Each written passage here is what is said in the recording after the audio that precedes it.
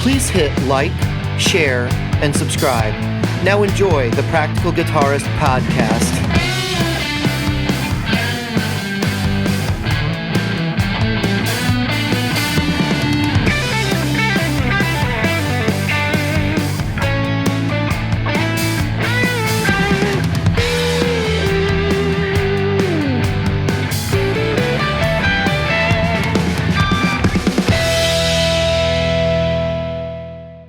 Good evening, Jim.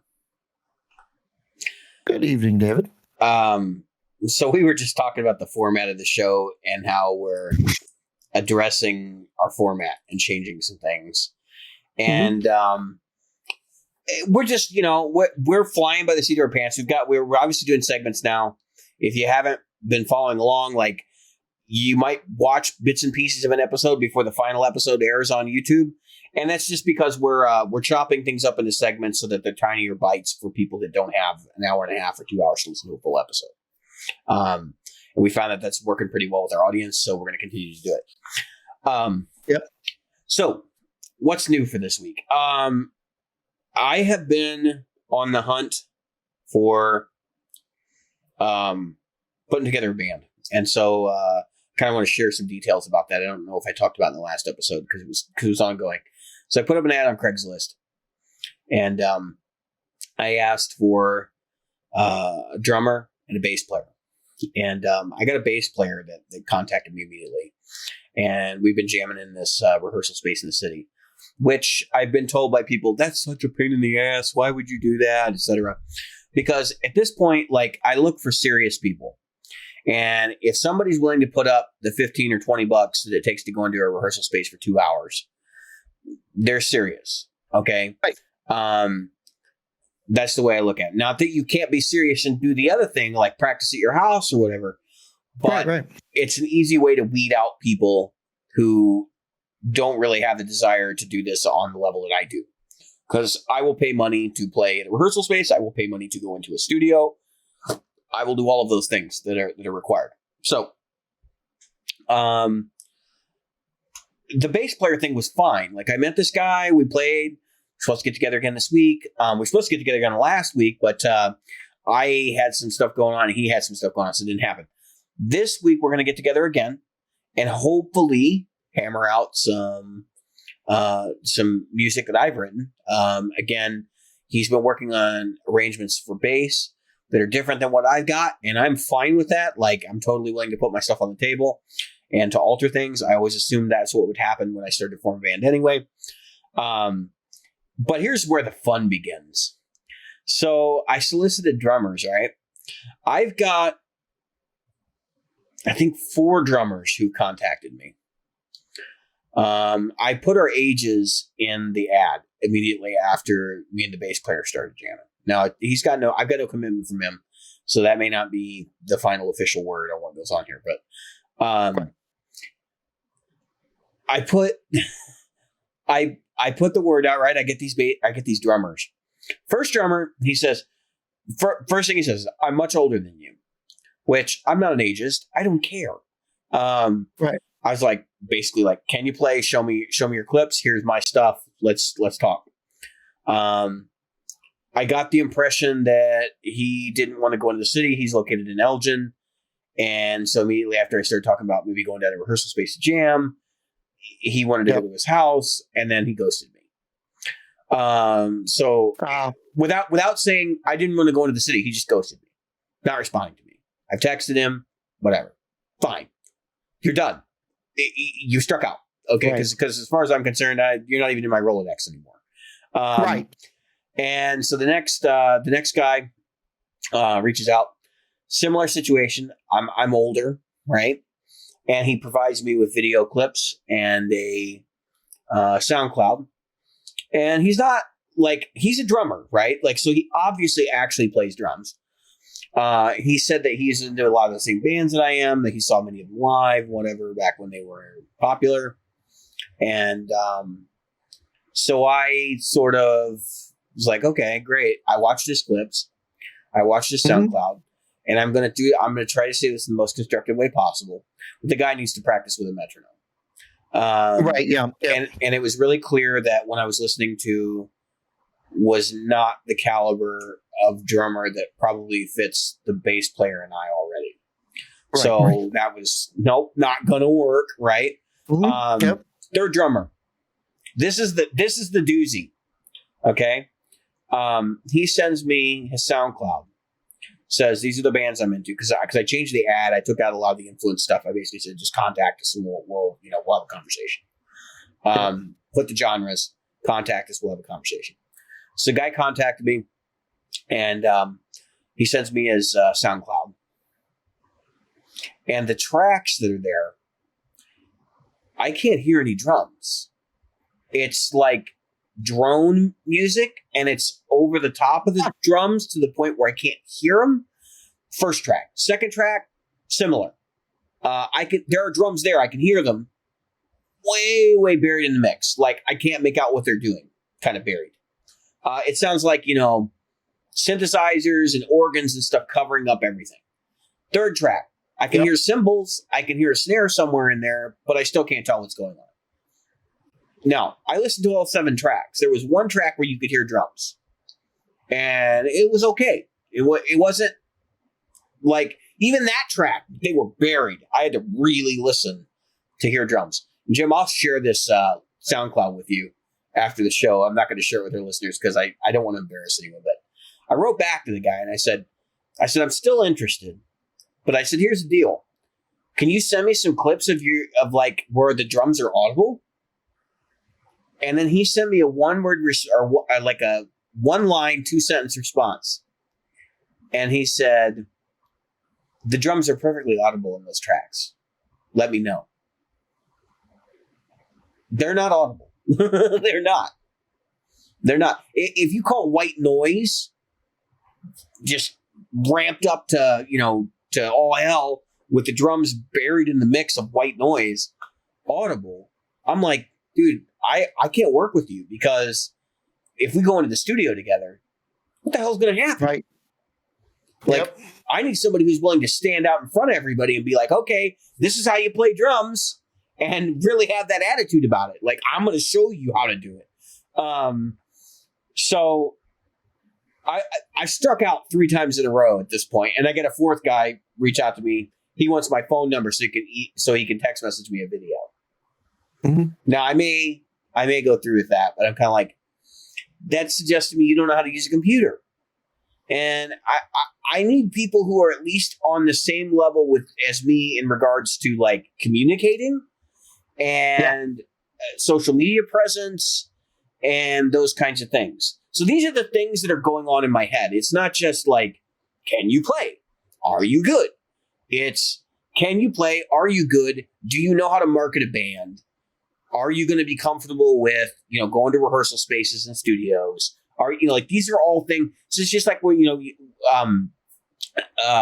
that documentary that's on Netflix, I forget what it's called, but it's about all the side guys and side ladies that are involved in the music industry.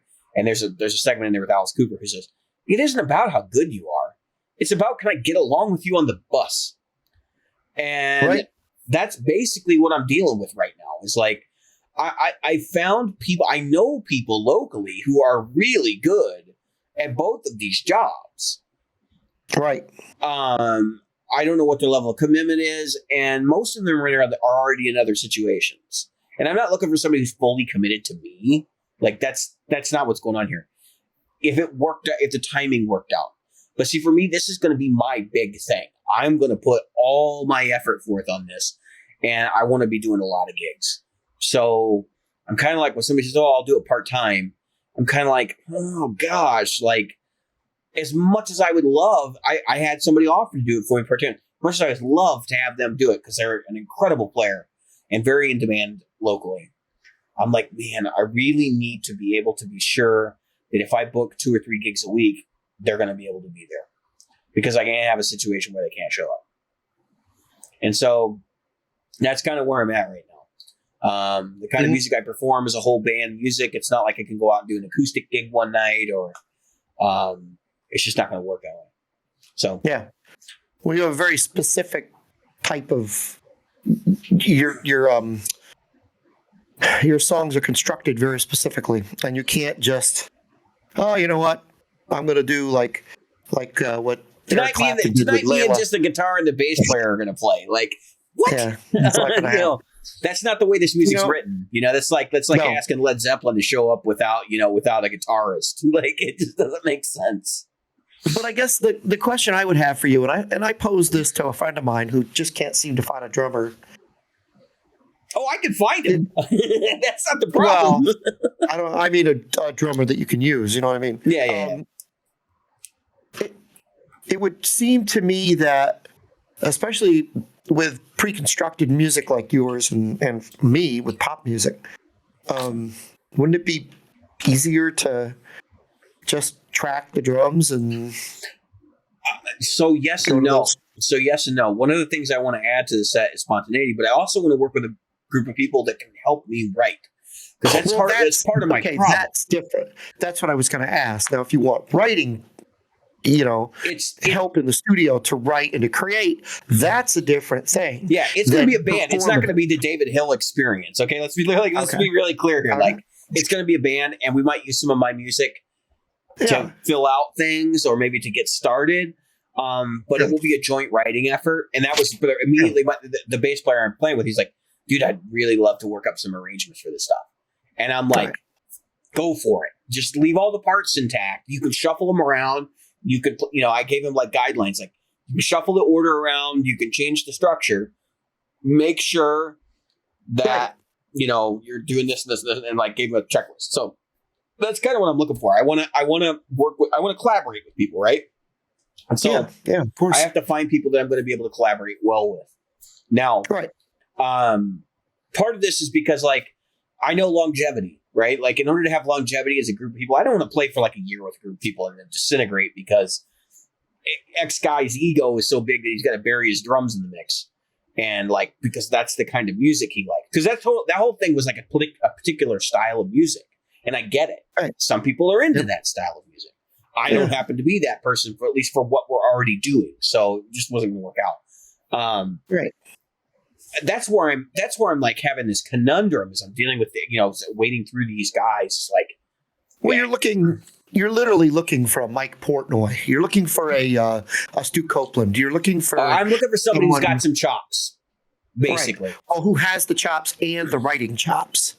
Right. Copeland didn't come up with those things because Sting told him when to hit the snare and the kick and stuff. Yeah. And Portnoy, and I don't know who they have with them now. Whatever. I'm not going to say too much about what I feel about the drumming now versus the drumming when Portnoy was with them. But I will say that what Portnoy is doing with his other thing is still collaborative. Mm-hmm. Matter of fact, who's the guy from Blue Murder who played with Small Faces and he wrote Do You Think I'm Sexy, which is still paying the bills for him. But anyway, Vinny, crap, he's got an Italian name, but it's slipping my mind. But anyway, he and his brother are both drummers.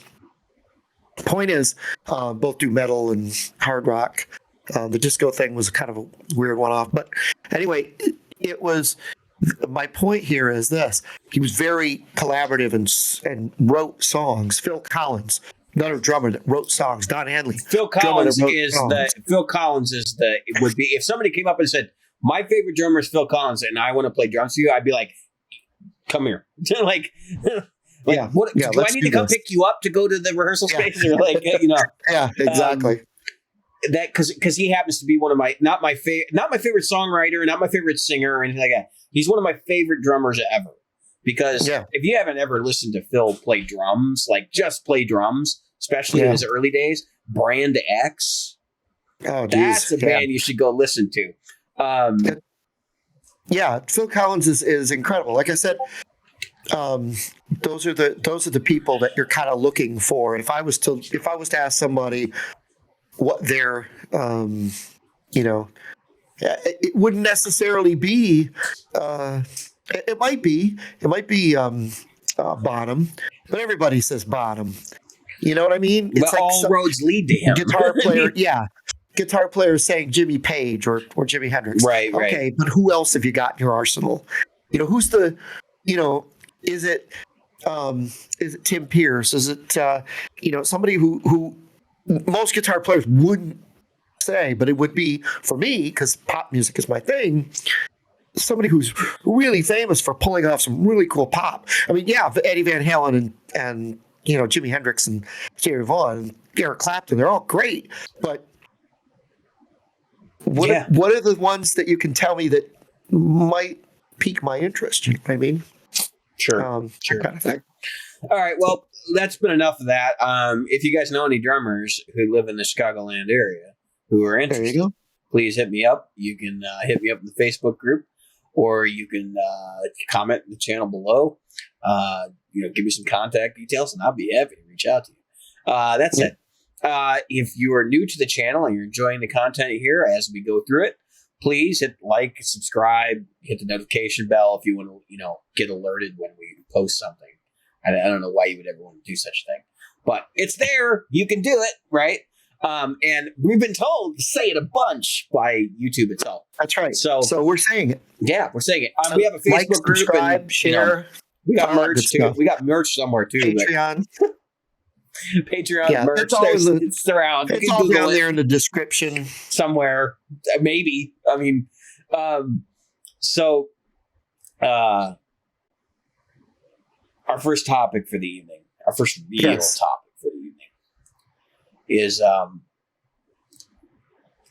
Jim and I have been talking about custom. You got to set the stage for this. I think we mentioned in the last episode, but Jim and I have been talking about custom shop guitars, and we're talking about like what they actually represent from a value standpoint versus actual stuff. Now, I'm going to share a lot of anecdotal evidence, some things that I've heard. Some of it may be true. I think most of it probably is. Some of it may not be true. So if it's not true, please comment below. And if you're watching this video, please check the comments below and see what's been disproven and proven. What's already been. But just remember that, just because little Jimmy says, "Nah, that's not true," doesn't mean it isn't true, too. Right. It's true. Do your conscious research. But anyway, we got to give a shout out too. There's a YouTube channel. Before I go further, I do want to mention these guys because I've been watching their videos, and I think I mentioned to you I was going to shout them out at some point. Let me see if I can find their channel real quick.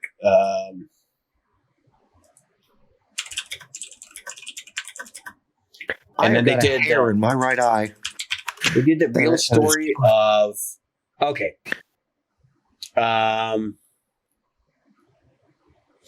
BGB space SATX is the name of the channel. So BGB SATX. Okay. And BGB space SATX. And they have a video, they have a couple of videos, but they're hilarious. And it's like alternate histories. Alternate histories of items. So they did funny. Who is Howard Alexander Dumble? Yep. Which they talk about his connections to the Russian. No, I think he's CIA or something, right? No, he was CIA. The other one was the Russian guy. Mike Matthews. The guy from Bill Finnegan. He's an IRA member who was trained by the Russians, and Mike Matthews happened to be a KGB operative. Spy, yeah. Yeah, he was a KGB operative. You have to watch these videos. They are hilarious. Yeah, if you listen to them, you don't even have to watch them. If you just listen to them, so funny because it's so believable. It's got one of those. It's got just enough truth to make you laugh. Oh, I was crying the whole time because I knew it was bullshit. I knew it was bullshit from moment one. But right. But it allows you to suspend belief during the podcast or the. Yeah, so they're short. They're short, like 3 or 4 minutes long. They're just a few minutes long. They're really short, really funny. They're obviously so fake, but let me tell you, if some urban legends don't come from these things, I don't know what will. I mean, you're going to get a whole bunch of. Somebody's going to post it. I just found out that Mike Matthews was a Russian spy, or that you're going to know where that shit came from. The secret Russian diodes in the Klon, because Bill Finnegan was building stuff for the Russians who were trying to overthrow the British government. IRA. Yeah, it was so funny. I was dying laughing. When you sent me that, I watched every single video right after that. Oh, yeah. And it only took like maybe a half hour, 45 minutes, and I was done with all of them. It was really funny and really fun to watch. Yeah. Or listen to, however you want to say it. So go check it out. But anyway, back to the custom shop thing. So there's a lot of myths surrounding like why you would buy a custom shop guitar. Right. And this started because you and I think we're talking about like Fender custom shop. I actually was talking about, buying a custom shop guitar, right? Like what that would actually entail and why we do that. And it became very... And I think there's different types of custom shops. So that's what we're going to... Oh, sure. But I'm just talking about like, let's talk lower rung, right? So like in Fender, it's the $3,000 Stratocaster that you can get from the custom shop. $3,000 to $4,000 Stratocaster or Telecaster or whatever model that you get from them. So it's not master built, meaning one guy didn't build it for you. Right. It's not in the $7,000-$8,000 It's Murphy just Lab thing. It's just, this is what it is, right? And you can get, those will show up in stores. Like you can go into a store and you can see one and you can pull it off the rack and play it. Master builds are a little bit more different because a lot of times they won't appear in stores or somebody will order one specifically as a master built. And somebody those are pricey. Yeah, those are $7,000 to $10,000. They're pricey, right? So here's the deal. My complaint is, and actually this got blown out of I think a topic from last week because we were already having the conversation about the topic, which was that we were.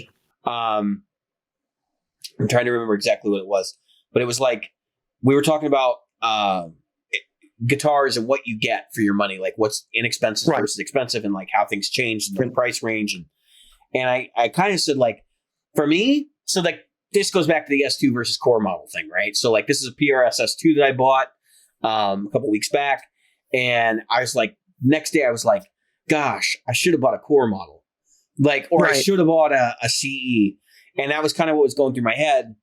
And I'm okay. I didn't go do that nonsense and like, sell my 35th and get a core model. I don't really want one. Like, as I was thinking about more and more, because the core model is now taking on some of the low end custom shop stuff for PRS now. And that's basically the way I look at it. It's like, that's low end custom shop for PRS, which the artist package was like custom shop 2. And now it's to the point, because look at the prices, Jim. I mean, that's where you gotta think about it from that perspective. The prices are $3,500 to start at core.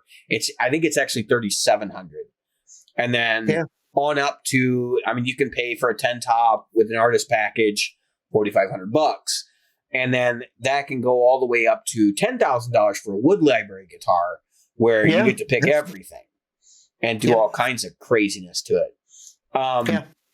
Which I'm not advocating you do that. What I'm saying is. When I'm talking about custom shop, and the whole genesis behind this topic was, custom shop, is it all that great? So what do you get from Fender? And this is why I started to do a about face here. What do you get from Fender's custom shop? I mean, what do you get from Fender's custom shop, Jim? What is it? What does it mean to you? Yeah. So I've seen, obviously, working at Guitar Center and going there all the time. This is what I see from Fender Custom Shop. At least the ones that show up in the stores. Not the ones, again, that's not master built. So those are a completely different thing. The custom shops come in and they are well worn. They're worn in. Feel good. Yeah, in general. In general, they feel really good. You're not going to get... Well, I'm not going to say it could never happen because I'm sure that somebody's going to say, but Jim, I did have one. It's highly unlikely you're going to get a guitar from the custom shop that's going to feel bad. That's going to be the setup is going to be good. The guitar is going to feel right. I mean, it might not be set up for you, but the setup is going to be, the guitar will have been gone through with a fine-tooth comb. And the rounding of the fretboard is right, the frets are right, the feel is right. I mean, just the overall general consensus of the guitar is good. Now, the problem I have with these, and I don't care if it's Gibson or Fender, Well, maybe I shouldn't say anything yet, but I'm just going to say it anyway because I'm already going down that rabbit hole. People will get them. They'll be, oh man, I've never felt play anything so good. The following week, what pickups should I get? And I'm like, oh, there was an admiral who was in charge. His name was Rickover.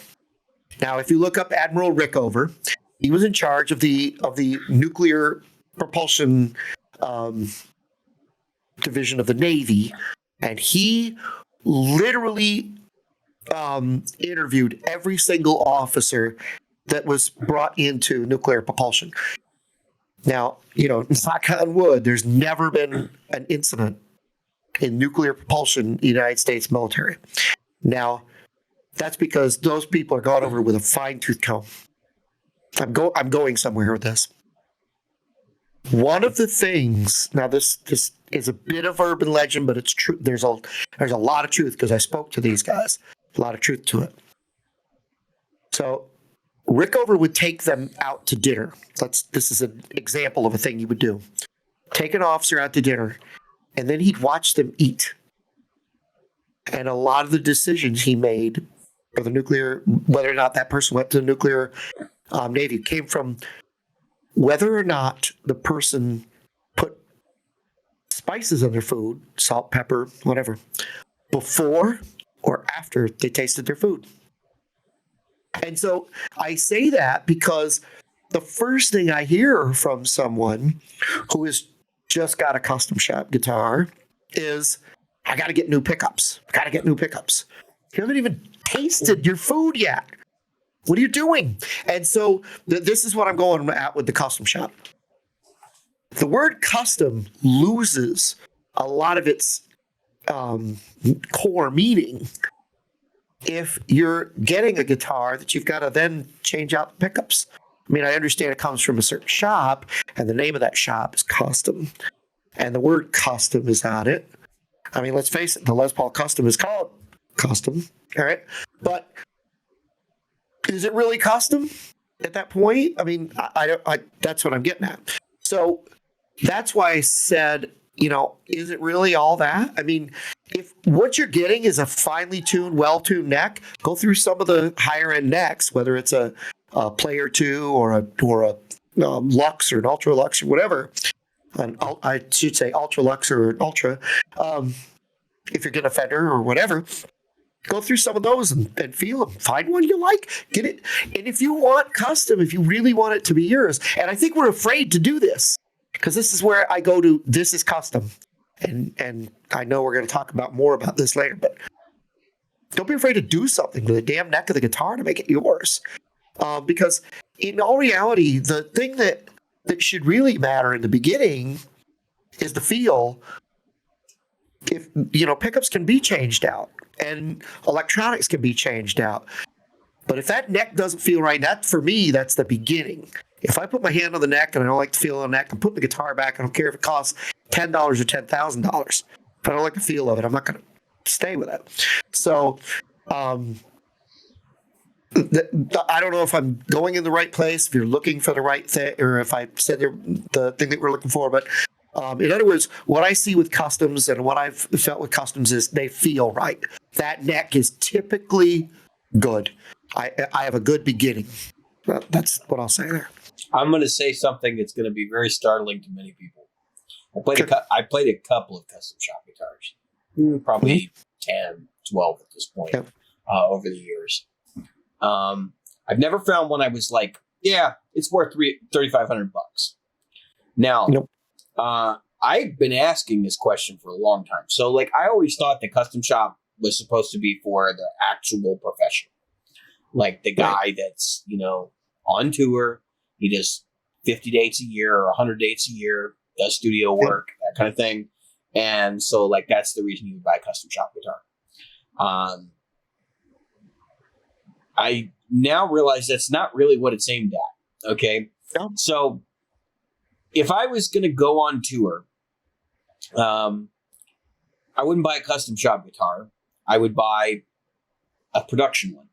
And I'll tell you why the production ones, and then this is sort of the reason why I don't really like Fender all that much. Fender has positioned it so that the people in the know have to buy custom shop to get what they want. And I'm not talking about the fact that like there are features missing on their guitars that I want, but I'm talking about basics. So if you're familiar with Stratocasters, if you've owned Vinny, if you're an enthusiast, you've probably heard of Callahan Bridges. Okay. Some forum somewhere, somebody said, Callahan Bridges are great. I've owned a Callahan bridge block. I didn't own the bridge itself. I didn't personally have a huge bit of difference with the block, but talking to other folks and who bought the whole trim, or talking to folks who are a little bit more knowledgeable about the block side of things. So like, there's a reason why my S500, I always talk about the fact that it's got a steel bridge block in it, because it does have an impact. It had an impact when I had one. I just didn't think it was significant enough to spend the money again. But the whole bridge. Now here's what I found out posthumously, and this may be one of those things where people dispute this in the comments below. But I have been told by a Fender rep at one point that the reason you want to go to the custom shop for Strats is because custom shop is the only part of the company that uses the original tooling for the six screw hole bridge. Okay. So the reason why they went to the 2-post in the late 90s was because that was a superior design to the 6-hole, because at the time they had CBS, and when they came in, actually I think it was prior to CBS, I think it was the last few years that Leo ran the company, they changed the angle of the bridge, the way that so in the front there's a like a chamfer where it bends up, right? And it pivots on. They changed that angle. They changed where it's located. And because of that, it affected the guitar's ability to stay in tune when using the tremolo. And so it also affected things like how much the tremolo moves when you do a bend. And it affected the need for the claw, and the springs, and all of that. And it also affected the break angle of the saddles, which has an effect on tone as well, which is why the Callahan bridge thing exists, because they're making a bridge that is correct to the original Fender design spec. This is not the only thing that has happened to those guitars over the years, that the only way you can get it done the way they did it in the 50s and the early 60s, like 61, 62, is to go to the custom shop. And they have done this for a reason. They did the custom shop reissue guitars, right? Like, or not the custom shop reissues, but the regular reissue guitars, the 60, the 57, the 60s, the 70s, over the years. And those are not period correct, because even though they use parts that are similar, they don't use the original spec. Even a 57 Strat reissue, because I don't even know if they're doing that anymore. They might call it a 50s Strat now. When they were doing the 57 reissues, they didn't have the correct tooling to make that bridge the way they used to. Now, I don't know why they changed it. I suspect people were breaking strings or something. And they were like, we just need to change the angle because then it will soften the impact of the saddle against the string. Not realizing, because guitars in its infancy, electric guitars in its infancy, not realizing that would affect the tremolo, not realizing that would affect the string, or the tone of the string against the saddle, and even the string's position against the saddle. Maybe before it was looser, and when you'd bend up, it would bend the string against the saddle, and so it would actually move in the saddle, which wouldn't cause the bridge to move as much. I don't know. I have zero experience other than playing the few custom shop Strats I have to understand that whole thing. But it happened with pickups too, which is another thing that people don't understand, is like some of the wires and stuff that they use to make those original pickups. The only way you can get that now is to go to the custom shop. And I'm not talking about the 57 custom pickups or whatever it is they're calling them now, like whatever pickup they're putting on now. It's like, yeah, you can put custom on it, but that doesn't mean it's made by the custom shop. Do you know what I mean? Well, like, it's that's not exactly what I was saying. Yeah. So then it's like, let's get even deeper in it. So that's Fender, right? Like, that's the way Fender's done things, is that they have actually artificially, and they know, by the way, they know all this shit. They know that they're not using the original tooling for the rest of the line. And they know that if you want anything other than the 2-post bridge, if you want a 6-post bridge, you're going to have to go over to Custom Shop to get it. And that's an artificial line that they have drawn in the sand for people who are, I want one with a tremolo that works. Well, here's the Custom Shop, right? That's the artificial line in the sand that they've drawn. Until they reverse some of those decisions or admit that it's going on, I have no desire to own one. Now, the other thing is materials. They don't use the same materials they used to use. And the only way you get those original materials is to go over to the Custom Shop, right? And I'm not talking about finish. I'm talking about the hardware. I'm talking, like I said, the wire, even the pots, the caps, all the stuff that makes a guitar go. Even the fret wire is different on Custom Shop from what I understand, because they're using it is not correct, but it is a more period correct fret wire that they use on the Custom Shop models compared to what they use today. Now, so for my purpose and my money, you can go buy an American Strat, any of the American line, right? Which is going to run you anywhere from $1,200 to $2,000 bucks. If you want one with a 6-post bridge, you drop the Callahan in there, right? That's $250 or $300 bucks, and you're done. You've got 80% of the way there. Because let's face it, like the fret material might have a difference, but ultimately you're going to wear the guitar out. You're probably going to have it refretted anyway if you're buying a Custom Shop instrument, because you're going to play the crap out of it. So it's like, what's the point? You're talking about wear and comfortability. I think that only matters if you're getting a guitar that's relict, because I've played a Closet Classic. I know I've played several relict guitars from them, and I've also played some of the ones that are like untouched, like they're just came out of the case brand new. And honestly, like the only thing I felt was more comfortable was the relict ones. Even the Closet Classic was like, not really. And that only, so as far as the comfortability and the neck goes, we talked about playability in the last episode. This is when you played a guitar that wasn't playable. Like it might be more comfortable, exactly. But the reality is you're going to get used to it, and then it'll be comfortable to you anyway. And then it'll be comfortable. That's right. It's like a pillow the first few days you use it. Now, this is the point I wanted to make though, because I didn't talk about other companies. Just talking about Fender. Knowing that Fender Custom Shop was the first real custom shop that any of these companies offered, back in like 84, I think it started. 84, 86, like it's old, somewhere in the mid 80s. Yeah. So, and originally I think it was not open to the public. I think it was only for like AR people, and then they sort of opened it to the public quietly, and it grew into a real business model. Gibson followed suit very shortly thereafter, and then everybody started opening their custom shop to the public because everybody always had one. It was an AR thing. Like if you were an artist for them, and you're working for Kramer, they'll make you whatever the hell you want. I mean, and they'll put somebody else's logo on it. They didn't care. Yeah.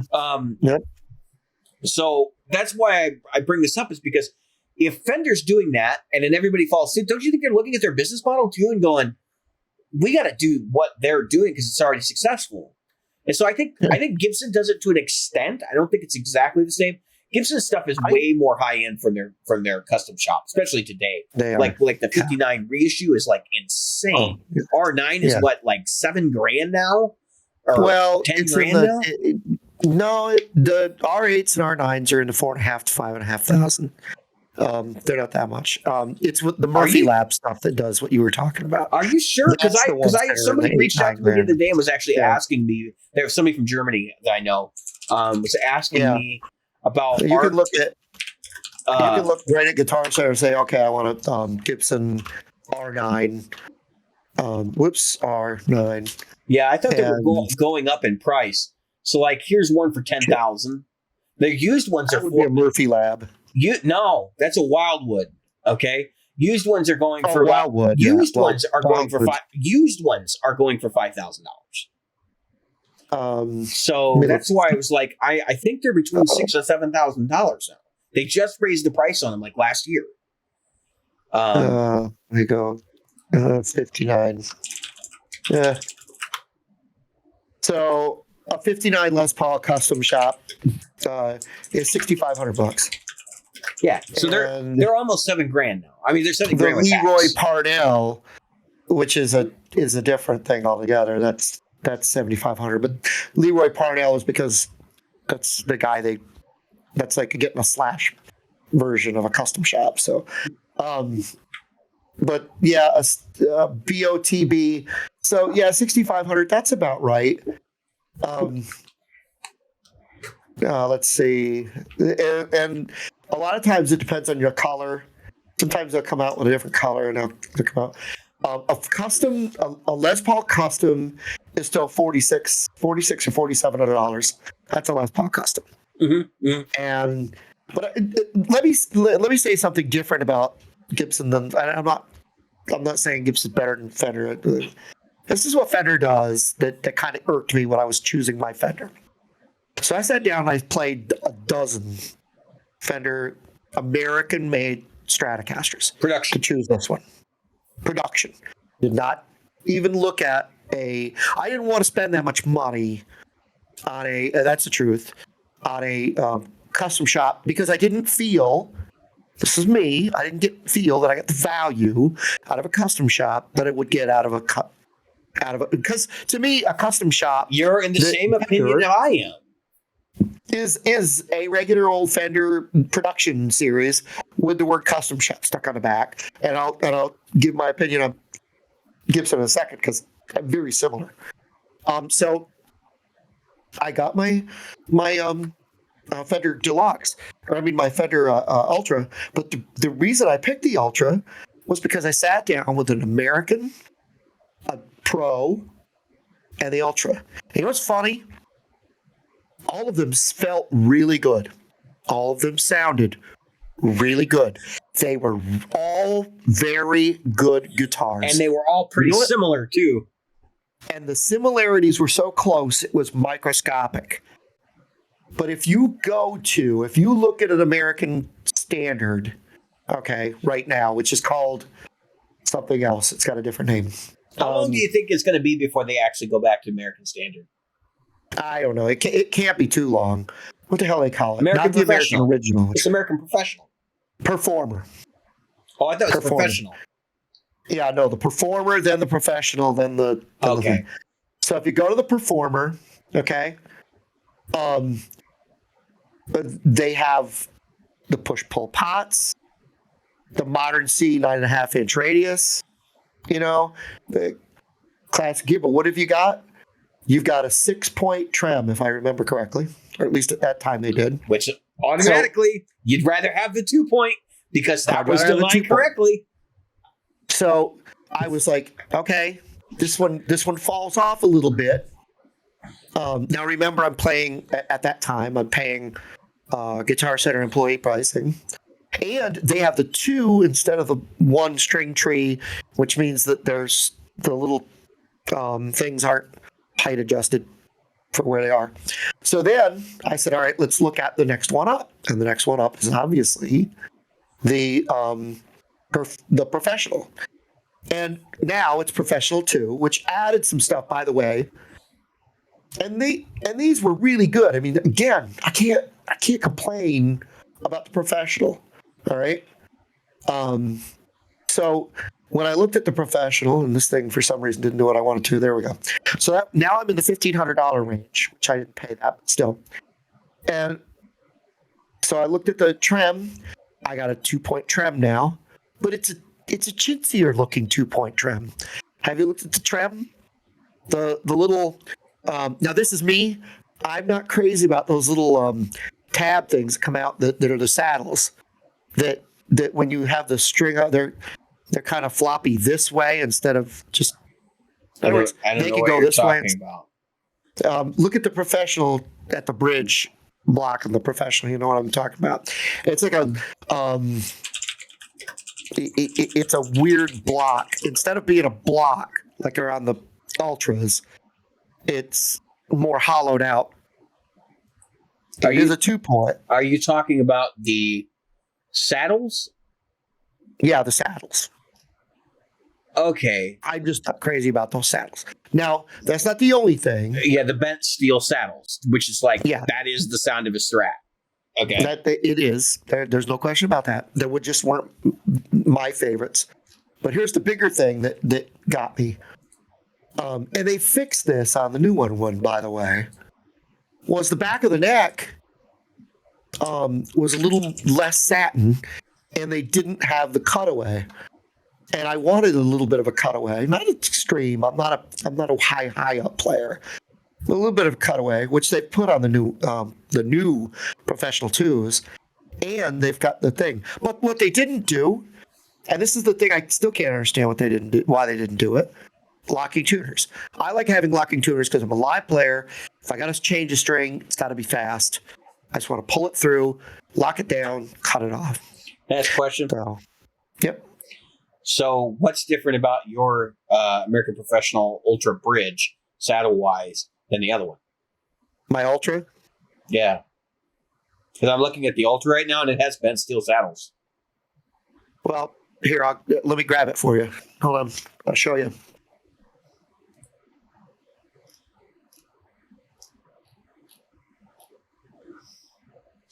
Does it have? Has bent steel saddles on it, or are they? Are these? Oh, okay. So they've changed it because they've gone back to the bent steel. I think The Ultra Lux might have the bent steel. no, the regular Ultra right now has gone back Really? to American Professional 2. Oh, this isn't an Ultra. Wait a minute. I was looking at Ultra a minute ago.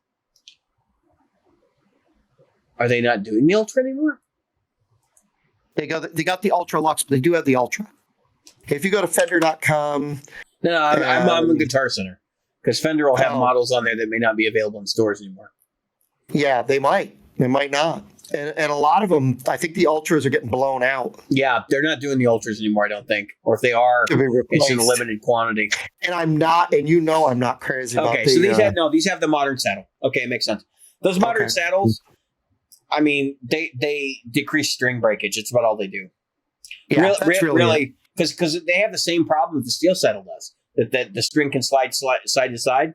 It's just that they're more direct to the center, and it really has to do with how you have the post adjusted. I've never had a problem with string slippage on one. So Here's something that they don't talk about when they talk about the cutaway on the Professional versus the Ultra. Okay? See this cutaway? As I move it, see how it's got an angle.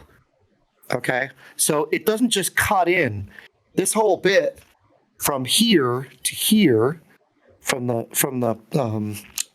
I don't know what do you call this bout, the lower bout to the upper bout, it is angled in across the guitar. See? yeah. And so that whole thing is angled in. The Professional does not do that. Okay, So when you're playing up here, it's just a feel up here. That's all. When you're playing up here, it literally just falls into your hand. all right. All I want to talk about is what does this have to do with custom shop?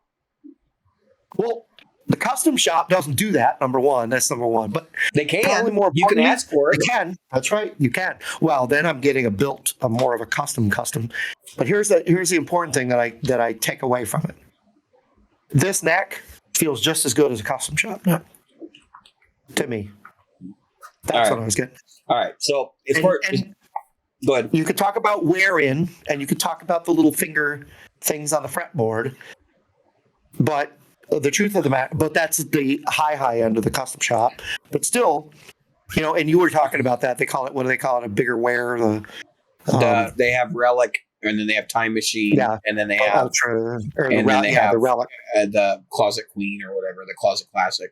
They don't call it Closet And this Queen, isn't- Closet Classic. This is not pointed at somebody like that wants a 60s 7.5 inch radius or 9.5 or a 7.25 inch. I 9.5 don't inch radius. understand the market for custom shop. I actually don't understand the market for at least Fender's custom shop because they're not collectible. Like people seem to think they're collectible. They do they're a not. small subset of guitars every year that are collectible, but Like weird. yeah, but those aren't really even collectible because even though they're numbered, they're not. It's not like they're highly sought after. You know what I mean? Like collectability comes from two things. It comes from rarity and it comes from desirability. And that's why I'm like, they're just custom shop guitars that are like done in a super limited run. That doesn't make them necessarily desirable. Well, that's the other side of it with me was this guitar, and I had a custom shop in my hand when I was there, and the thing is that I didn't feel it was any better. It wasn't worse. The custom shop wasn't worse, but there's a lot of these modern accoutrements that I do like. I do like this bridge. I do like this cutaway. I do like the neck that changes radius. And it's only a small change. It's from 10 to 14. Yeah, but it's noticeable. When you play them, it's noticeable. Yeah. Compound is definitely noticeable. Way noticeable up here. But you know, just to put a pin in it, it was the right guitar for me. And I just don't get the custom shop thing. If I'm going to spend that kind of money on a guitar, and I don't know if they retain their value or not, I'll be honest with you. But the custom shop guitar is just, unless, like you said, it's like Stevie Ray Vaughan, that $40,000. That's a whole other thing, though. Yeah, right. I mean, it is a custom shop instrument, but like that's not their bread and butter. That's the Corvette they offer to get you in the door. That's right. So put a pin on. I want to put a pin on the Gibson side of it because you can go hang that back up. I'll talk to the audience for a minute. You'll see where this is going when you come back, I'm sure. So with Gibson, when you do custom shop, like I went to, so I'll just share this story. I went to Chicago Music Exchange. I'm local to them. I can go down there, and I played. I don't know how many custom shop Gibsons I played that day, but I played a couple of them, probably in the neighborhood of 10. I played like 4 or 5 SGs. It was actually the day I bought my SG. I went back there and I played 4 or 5 SGs. I played, I think, 2 custom shop Les Pauls. That was the first time I played a VOS Les Paul. I think it was a VOS. And I know I played like a custom, and I played 2 used ones they had hanging. And here's my takeaway. So you'd think go in there and play this, and this, custom shop, whatever, you know, these are amazing items, and like, wow. Actually, I walked out with a standard.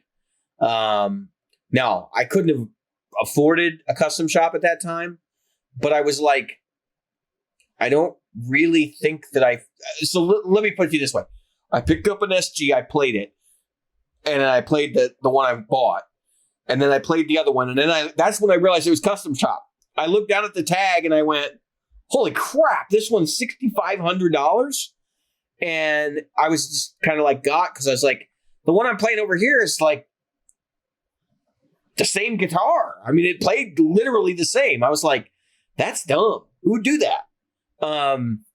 And I had that perspective on every one of them I played at that time, which was like, I could grab the Epiphone or the used Gibson one that they had, or, you know, and like it would have matched up favorably. Like they would have been basically the same. I know that they're not 100% the same. Obviously, the electronics are different, but in terms of playability, in terms of feel, I didn't really see a huge difference. The ones that were relicked, they had a couple that were relicked nicely, but they had a couple that were like cheese city. And we've talked about Gibson's relicking being kind of crap. It just depends on the guitar. It's guitar to guitar who did it, you know, right? Like which technician did it, because that's has a lot to do with that. But that's why they put Murphy in charge of the lab now. But go ahead. Yeah, well, I mean, is he relicking them all? Because like we also see your guitar hanging back. We got your Les Paul hanging back there too. Yeah. We know mistakes happen, and that just means that it's going to get better. Yeah, but it may not. But it's still going to be a thing, and I'm sure that happens from the Fender custom shop too. In fact, Fender got in trouble a couple of years ago because somebody found out a lot of Fender wear patterns are just CNC programmed, and they mix and match pieces of a program to do the relics, which is hilarious. Yep. So and you just scatter them out in different parts of the country and hope nobody sees them. But nowadays, social media, I got the same wear pattern that guy in Sweden has. Yeah, like my arm contour wear is literally the same as that dude's. And it's like, yep, they that's not something that's going to go away, but that's fine. Like, don't get mad at it. So anyway, long story short, as we get into this time period now where we're actually getting production relics, like that's a thing that's happening. It makes these guitars a little less like, why would you go to the custom shop? You know what I mean? Right. Like at that point, other than the features that they bake into them to draw a line in the sand, which they do both on Gibson. Like if you think Gibson couldn't build an R9 production, you're high. Like now, granted, when you get an R9, it has like all the details to the point where they couldn't even authenticate it being versus standard or there. But I mean, what does it come down to? It comes down to the pickups. It comes down to the bridge. It comes down to the neck angle, and all that stuff. They could replicate all that in production. They choose not to.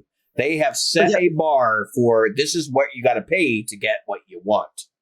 Yeah, this is where I go with Gibson, and it's very similar to Fender in this way. And I guess like across the board for at least the two big ones is when it comes to custom shop, not Murphy Lab, not the thing I'm talking about, custom shop. The truth of the matter is, I think it's just that it's a little more consistent. I'm not even sure that's true. It just means that fewer hands were involved in the production of your instrument. Yeah. And there might be a higher quality control, but how would we know? That's where the consistency comes from. If you've only got 3 or 4 people versus dozens of people working in small shops, I can say that's patently false too. It just means you have less people to see the errors. I mean, that's basically what it boils down to. And they're consistently errored. Well, so here's my thought process on this, and this is something again you can comment in the comments below. This is my thought process on this. I sort of feel like custom shop stuff, like, it's fewer production numbers, right? So it's like more consistent. But the chances of you having played more of them to know whether they're consistent or not, real low. Right. Real low. Right. So who would know? Right. Right. But I can say this. The ones that I have played, the ones that I have seen, I mean, it's not hanging behind me. I don't think any of them are dog. To be quite frank, I don't think I've ever played a dog shit custom shop guitar. But it wouldn't surprise me if they exist. Oh yeah, and it doesn't surprise me that dog shit standards exist. But the fact is, my standards, I haven't played a custom shop one that I liked more, and so I get my hands on them and I like them and they're pretty. That I'll give them. Some of them are. Some of them are. Yeah. Some of them are just as ugly as they were when they were built in the 50s and 60s. Exactly. I'm not a plain top guy. Like I love flame. I love action in the wood. I don't like, but some people love a plain top. They dig that thing. I think a plain top belongs with gold or black on it. Put something over that. All right. We have almost hit an hour on this topic. We've been talking about 45 minutes on this custom shop thing. So let's go ahead and move on. Let's shift. So now we're going to be able to talk about something that actually I was editing an episode today and I zeroed in on a phrase that I had and I want to sort of take 10 minutes to expound on it. I said I was not able to afford expensive and cheap. Now, Jim, share with me what that phrase means to you, and then I'll explain why I think it's a little bit more interesting than that. Yeah. Well, to me, it just means I can either afford to buy expensive guitars or I can afford to buy a lot of cheap guitars. I can't afford to buy both. I can't afford to do both. I can either afford to buy a buttload of Fireflies or a couple of nicer guitars. And I make my decision based on that. Okay. That's it. All right. That's pretty straightforward, cut and dry. So there is that part of what I said that obviously makes sense. And I think in the context that I used it, I was kind of hinting at that. But what I really thought was interesting is as I was listening to it, I was like, wait a minute, but there's other wisdom here. And I realized if you think about it from this perspective, as a practical guitarist, i.e. someone who practices guitar, in other words, makes a little bit of money here and there doing it, it doesn't make sense to me to go into a gigging situation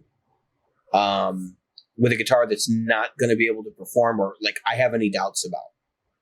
And so what I mean by afford that is, it doesn't necessarily mean you can afford, you can have problems that you can't afford. And it doesn't necessarily mean it has to be a cash relationship. But like in my situation, I can't afford expensive guitars because literally financial reasons, right? But I can't afford cheap guitars because that's going to hold me back. And it's not about money. It's just the, it's going to hold me back. It's going to keep me from being able to get gigs. And so like it affects me in a different way. That's kind of the way I was thinking about it.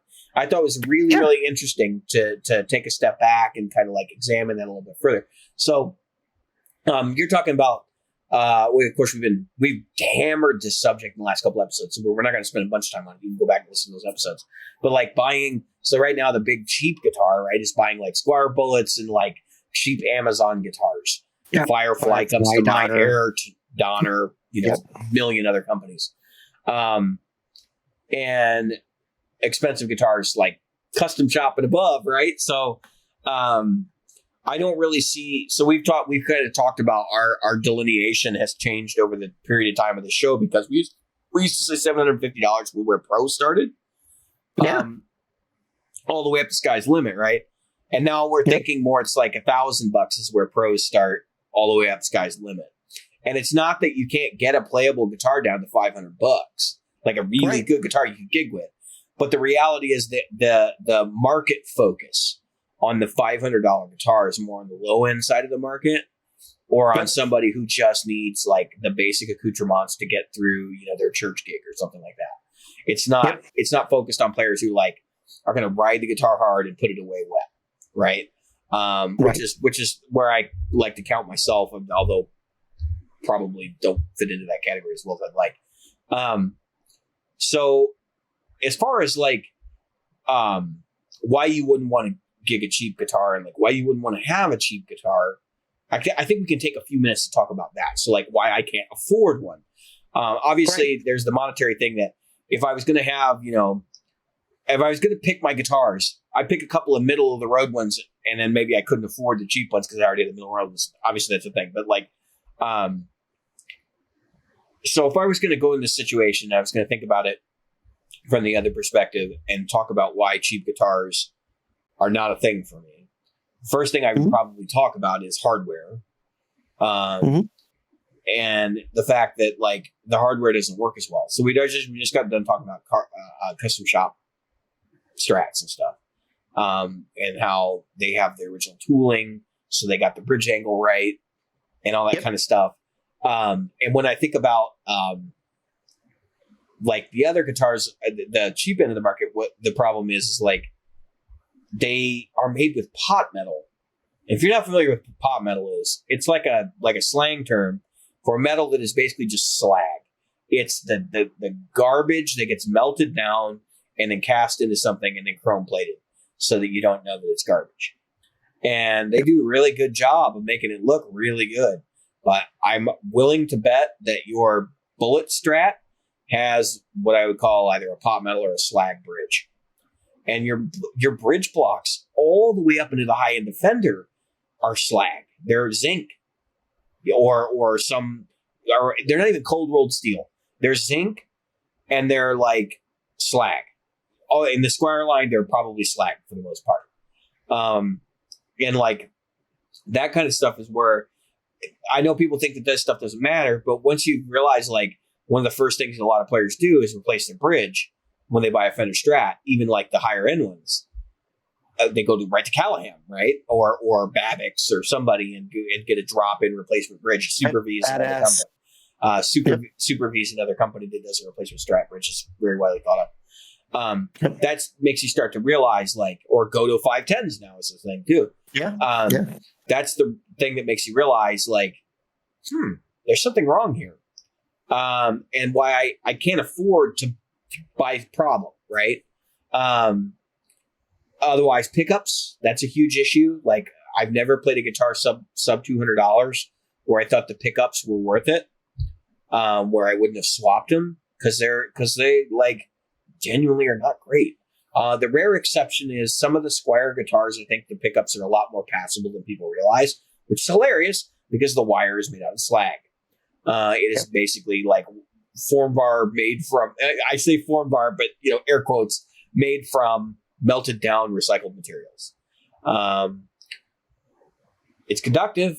I mean, you could say that much about it. And even the pickups they're not even like the Parrot pickups in that they're bridge plate pickup. Like there's a there's a bar magnet underneath the pickup, and the pull pieces are just steel. Yeah.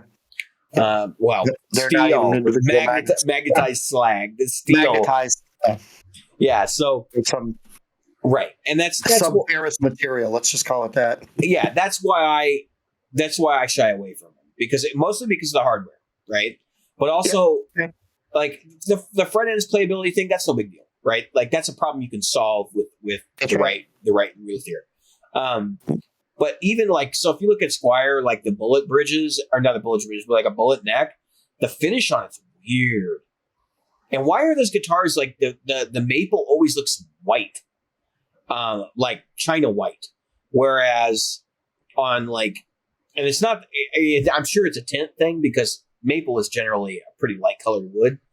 But why don't they tint those necks? I don't understand why mine is not white. Yeah, well, yours is vintage tint. I can tell by looking at it. So that's just little stuff, and of course, even things like skimping on body weight. So my first guitar was a Samick, and the body was maybe 1.5 inches thick. I mean, it's that thick. Yeah.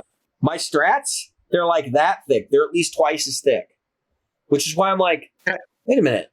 Yeah. Why'd that happen? Because they were trying to be cheap. Right. So I was in the dollar store the other day, and this comes to the guitars. So I'm sitting in the dollar store, and I'm at the checkout counter. And I'm the kind of guy that'll buy a candy bar on the way out the door. So I'm looking at, I buy a Snickers. And then I'm like, I just paid $1. And the part of my brain goes, I paid $1 for that Snickers. That's a cheap Snickers. But then you look at the size of the Snickers and you realize that Snickers this big. The Snickers you get at Walmart is this big. So this one that was $1, and this one that was $1.86, and one was this thin and one was this thick. Yeah. You get my point, right? They play with the proportions. Yeah. So then I started going,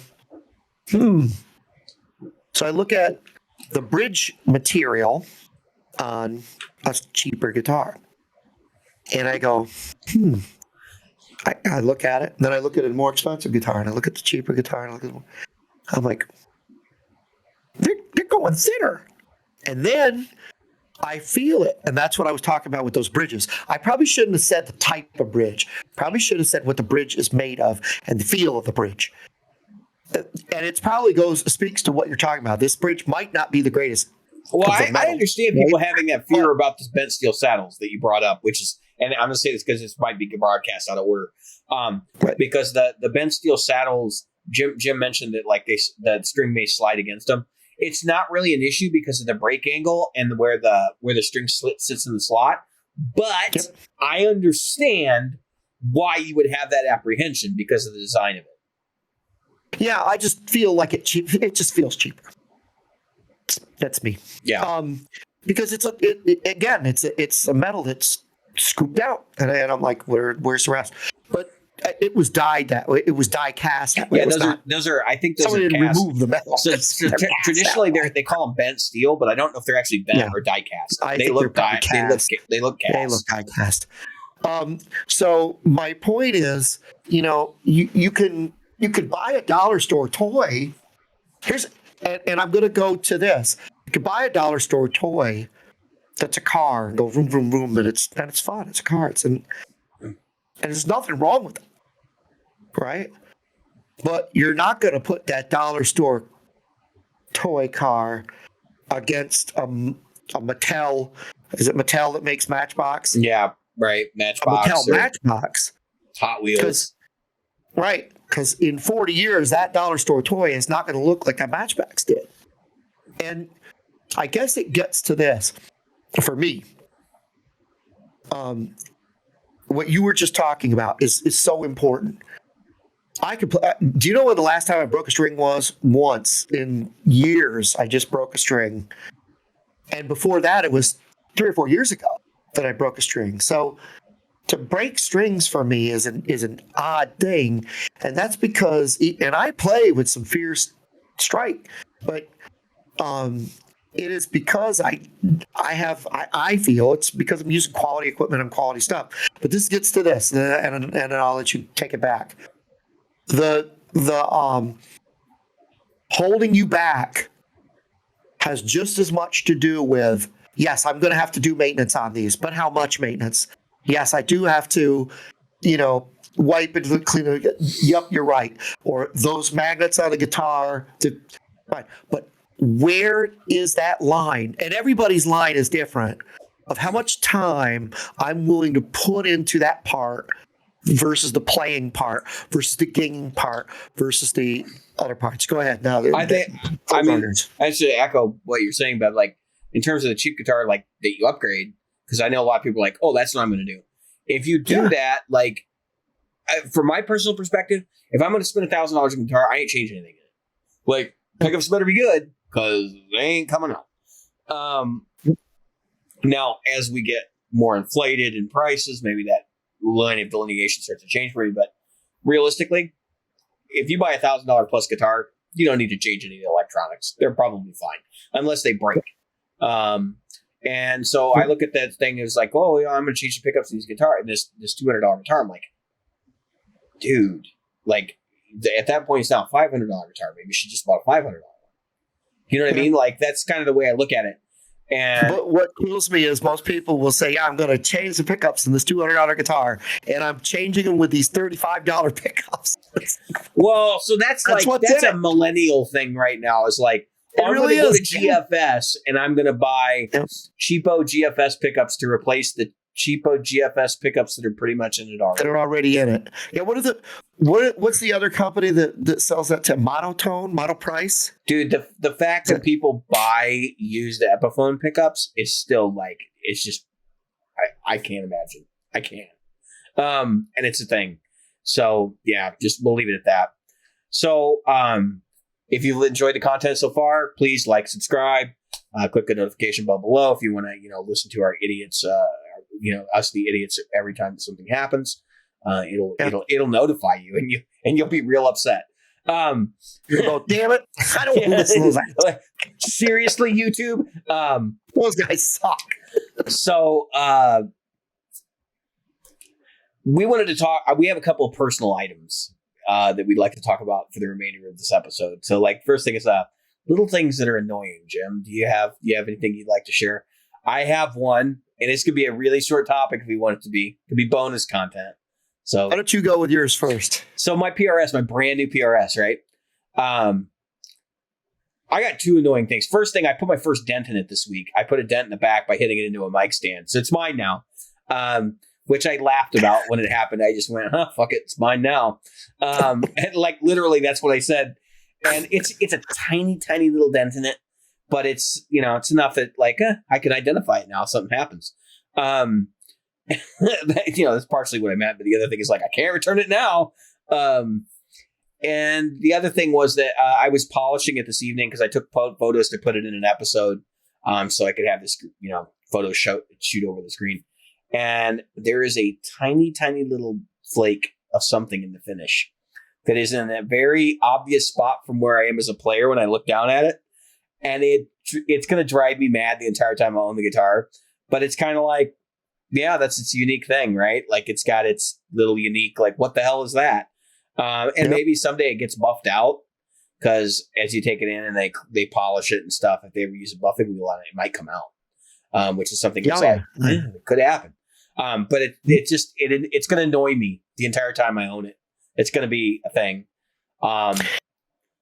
Yeah, go ahead. Can you tell you a story? Yeah, sure. When my daughter was born, she had a birthmark, a very small birthmark. Did it annoy you? No. But my wife was giving her a bath and she's scrubbing and the baby's crying. I'm like, what are you doing? She goes, she's got this. Kicking it off. I'm going, Kim, that's a birthmark. I could just. That's all I could think of is you That's sitting not there the going, first person that's told me a story like that.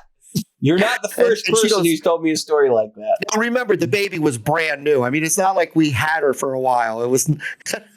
This baby was, she was still fresh out of the packaging. So, we just got her in the house and she's like, oh my God, she got this spot. And I think it literally like popped up. It didn't like, she Yeah, didn't because a have lot of it. times that But happens. It's not there when they're born. And it's gone now. So it's like, it was one of those birthmarks that just came and went. But it's just a funny story. But the fact that I could just see you sitting there going, I'm getting this out. The guitar going, ah! For about 5 minutes, the thought crossed my mind. It's like, I wonder if I could use some steel wool. Like, I was just kind of thinking, like, no, Jim, no. That's a terrible idea.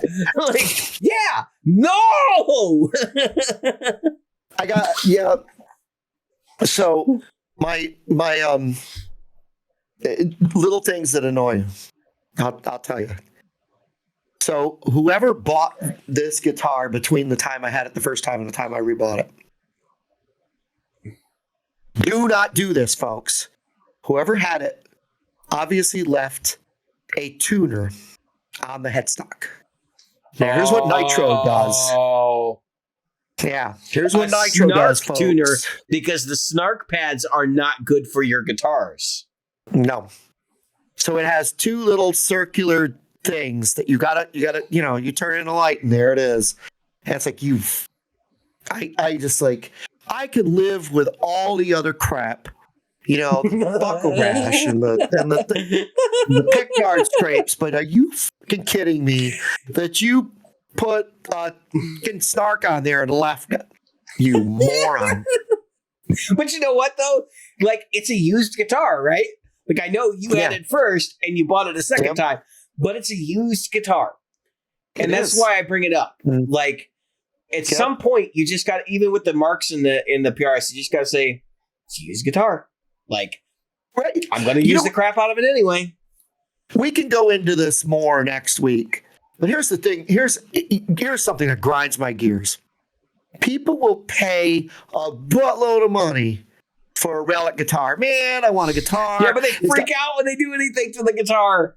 Buckle rash, and it's got freaking this and that. Look at this neck, and you can see where and they get a slight scratch in a new guitar now.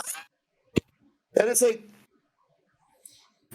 that's where that should come. So I understand that might not be the same person. Okay, I get that. But I'm sitting there looking at a Murphy Lab ones because I can't remember what channel. Everybody went to Summer NAMM, so one of these channels went to Summer NAMM, and they were showing the Murphy Lab things. And every one of the Murphy Labs, by the way, had a buckle rash. And I was like, those look very similar. But anyway, I'm going to get back because that's what we were talking about just a minute ago. And I'm like, buckle rash, that's what everybody says they don't want. I mean, I wear my shirts untucked when I play now because I used to get buckle rash on my guitars. And now I'm like, should I let my guitars get buckle rash? Should I not? What's the rules on this thing? I think we really should discuss that. I mean, I get it and I don't get it. I've known people who have a problem. This is where it gets weird. They're like, well, I don't want a salesperson or anybody to have touched it between the time it left to the factory and the time it got to me. I'm like, you do know that human beings put the goddamn thing in the box, right? And packed it up and they built it. So just saying. Why would there be a problem with people having touched it? I know what you're saying, Jim. I'm just like, I'm asking our audience. Please let us know in the comments below. Why the hell would there be a problem with someone having touched it? Can somebody explain this to me? Because I just don't get it. I don't. Yep. And last thing, this is for next week, folks. You guys tell me. So I pre-ordered that Ibanez, right? It still won't come in until October. And I heard this on another channel, and I thought this is a really good question. So, and I pre-ordered that Game Changer audio pedal, the right, the Bigsby. All right, so I haven't got anything back on either one of them yet because obviously the Bixby will probably Are you that thinking shouldn't be about too long. I should see that in pre-sailing August. them on Because Reverb? that was they well no they pre-sold that no they sold that but they said it was 5 to 8 weeks, so I'm guessing I'll get that in August, maybe first week of September if it gets to the 8 week part. Right. So I should see that soon. But the because they had some that were available for sale and I got in to those that are available for sale. So either they're not quite finished or whatever, because I'm sure that these are a little bit, I mean, these are boutique pedals. Right. But anyway, so the thing I'm getting at is, when do you lose the excitement? Well, my money's gone, or at least spoken for. In the case of Game Changer, it's gone. They took their money. In the case of Ibanez, the money is spoken for because I got to have it. You know, I got to have $1,000 plus tax, Right. shipping, whatever, when it comes in. Where do you lose the excitement and go, maybe I'm not as excited about it? You know what I mean? I think that's a good question for people. Yeah. And it's always an individual question, obviously. So I'd love to get some feedback on that. Is it that, what do you think is an appropriate amount of time that you would wait and then you'd probably go, I don't know if I can wait that long. Just remember, we know someone who's been waiting on an amp for 9 months. I wonder who that person is. I won't say because I know they're really sore about it, and yeah, but we know someone who's been waiting. I think it's actually more than 9 months. Yeah, it's close to 9 months. So they could have had a child. They could have had a child. They could have conceived and had the child born. Yes. The amount of time they've been waiting. They might even have a first birthday before they see this amp. Mm-hmm. And those things are happening. A lot of these guitars, people are waiting a year, some 18 to 24 months, right, on stuff. So yeah, hell, I got stuff that I'm waiting on. I'm waiting on a case to come in. I'm waiting on. There's a couple. Yeah. Things. All right, so one more topic, and this one is another personal. Funko Pops. Yeah, one more topic. This is a personal one. Let's talk about stupid things we've done to guitars. Stupid things I've done to guitars. Can I give two? Yeah, you could start. I'll let you start because I'm probably going to win this competition. Let's make this very clear. I told this story, but I'll give my first one, then my second one. They're both very short stories. Number one, my Silvertone. Sears original. Oh yeah, that one. early 60s, late 50s model Silvertone with the amp built into the case. I burned it. I literally torched it. That no longer exists. That was ashes to ashes, dust to dust. Well, at least you were. It was what are they giving away? That's not good for the environment. What do they call that? Yeah, it is, because I burned it in a field and it became fodder for the next plants that grew up. Maybe, except for the wires. Those are, I'm sure, gone by now, because that was some shitty wiring, I'll tell you that. And the glass for the tubes and stuff. All right, so I think there were 3 or 4 tubes in there, to be honest with you. There's a lot of tubes in that thing. So the other thing I did when I was a kid, my family said, if that's your guitar, you put your name on it. So that's what I did. Scratched my name right into everything I owned. I scratched my name into. Even into my 20s, I was scratching my name into my guitars. Every acoustic guitar I owned, every electric guitar I owned. That was a thing, though. People used to own engravers at home. Yeah, that's what I was going to say. I went and got one of those wood burning tools to sign my name. I'm going to sign my name into these guitars, you sons of bitches. All right. So you've got some very period-specific awful things you've done. That's right. Let me explain to you some of the things I've done. And these are crimes against guitar. And some of them were slightly embarrassing. Some of them no one has ever heard them but me. Or is aware of them. Crimes against humanity. I can remember... I guess we should start with a Samick, right? So I can remember taking the neck off the guitar with the strings on it and having the guitar when I like that whole thing. Yeah, with tension. I didn't even detune them. Oh, you didn't loosen them up. I didn't even detune them. You know what's crazy? That guitar was super soft. It was the softest bass wood I've ever seen. And when the neck flipped, I expected it to like leave a dent or something. It didn't do nothing. There wasn't even a finish crack from the. Usually, that's what causes a finish crack is that somebody doesn't loosen. Somebody removed a neck. Well, they did, or they do it the wrong way. So they take their strings off or they loosen them or whatever. But when they take it off, they relieve the tension the wrong way because that it's a tension joint and that's how that crack happens. Where they pull it out and they don't pull it. They don't pull it in a specific way. In the right. Yep. Yeah, and it goes right to left and So, so I've done that. That's the thing I did. I took the next guitar I had. Did I do that with that one? I was obsessed. With having a guitar that didn't buzz in any way. No fret rattle, nothing.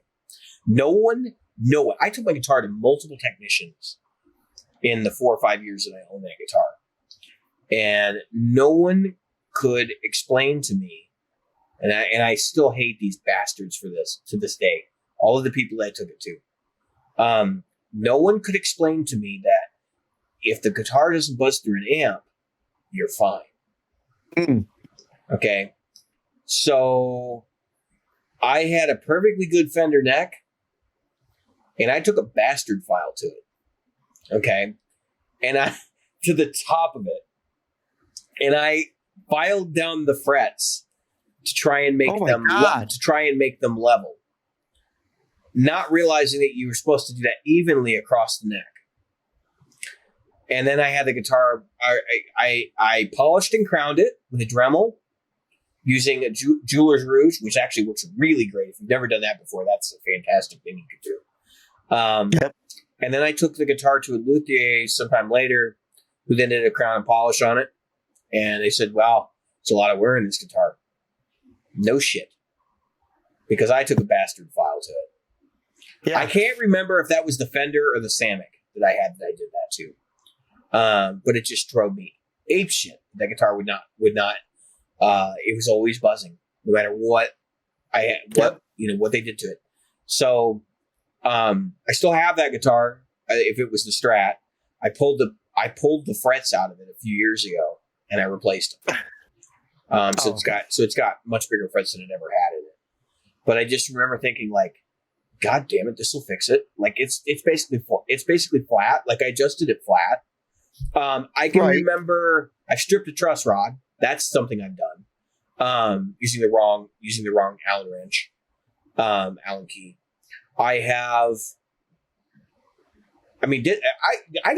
This is a laundry list of crimes against guitars. Like this could go on. We're gonna give some good ones. We're not even done. So I can remember my Samick, for whatever reason, I was like looking down the neck. I'm like, it's clearly bowed. And my guitar teacher told me it was bowed. And so I was like, well, I'm going to fix this thing. I got the manual that came with it, and it says, just adjust the truss rod. Okay. So I tweak it, and it's real, real tight. And I'm like, it must be good now. And then, of course, I look down the neck, and I go, holy shit. This is the neck's like this. Right? And so I'm like, all right, take it back the other way. So then I loosened it to the point where there was like no tension in it. And then I look down the neck and it's like this. So I'm like, what the hell? And I ended up taking it in to get it adjusted because I was just like, what am I doing? But not knowing, like, if you over tighten that rod, I could have broken it. Because I had more torsional force on that neck than any neck I've ever owned. It was ridiculous. But it was a quarter sawn neck. So I found that out later because I didn't know the difference between quarter sawn, and I always just thought it was inferior wood. And then I saw somebody actually like talking about quarter sawn, and I was like, oh. And I saw it and went, that's what that guitar had. It was quarter sawn maple, not regular maple, because it's just cut in a different way, obviously. But I had seen all my friends' Squire Strats, right? They had long pinstripey wood in them and stuff. And I was just kind of like, this is weird. Why do they have this? Why does this look this way? And why is it doesn't look like mine? I had no idea that quarter saw was like an actually desirable thing. I bought a Godin SDXT. I had the guitar for a number of years. It was one of my favorite guitars at the time. And it had a single bridge humbucker and two single coils. The bridge humbucker was really low output. And what I didn't understand, I was like, man, I really wish I could replace this pickup. It was pick guarded, and it had the 2 height adjustment screws in it. 2 height adjustment screws. And actually 4, because there was 2 on each side. And I was like, well, I can't get another pickup to fit this. So I never replaced the pickup in it. I just dealt with the low output humbucker the entire time I had it. Yeah, that was lame. Should have fixed that. Probably would still have the guitar if I had fixed that. I bought, honestly, there's more things that I did to the Strat.